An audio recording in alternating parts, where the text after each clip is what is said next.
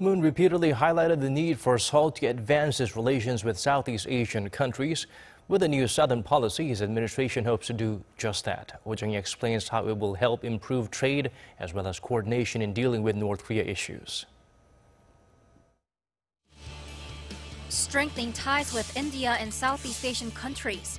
That's what South Korean President Moon Jae-in's new Southern policy aims for. It looks to diversify away from the four main powers, the US, Japan, China, and Russia, that South Korea has tried to keep close relations with, and broaden the country's vision outside Northeast Asia. In regards to Southeast Asia, the main points of focus are achieving win-win prosperity and regional peace, and expanding people-focused cooperation. The South Korean economy's excessive dependence on China and the US has come to the surface. ASEAN has been very important to us in the past, being the second largest market for trade, investment, and overseas construction. So it's like Korea has rediscovered ASEAN after experiencing all those difficulties with the US and China. South Korea and ASEAN first had dialogue in 1989 and became full dialogue partners in 1991. The two's free trade agreement came into effect in 2007, and they upgraded their relationship to a strategic partnership in 2010. South Korea's trade with ASEAN grew by an average of almost 6% a year to become South Korea's second largest export market.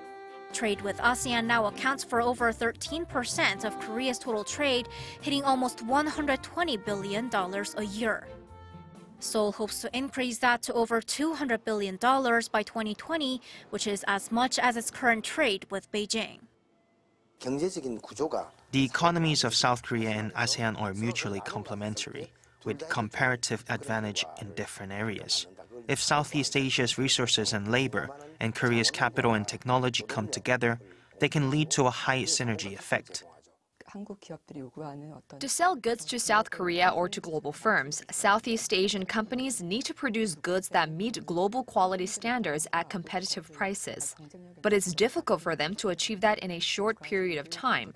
What South Korea can do is, from a long-term perspective, help ASEAN countries further develop human resources and technology. A partnership with ASEAN is also significant in paving the way to approach North Korea for dialogue.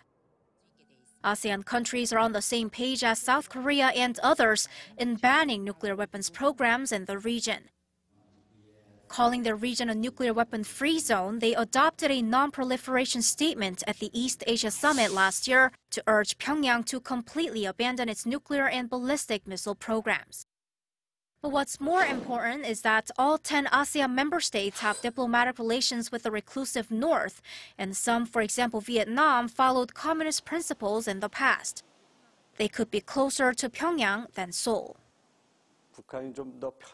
From North Korea's perspective, ASEAN is much easier to talk to. None out of South Korea, the US, Japan, nor China and Russia can actually talk to North Korea, but ASEAN can deliver messages to North Korea as a friend to stop nuclear development and open up to the outside world.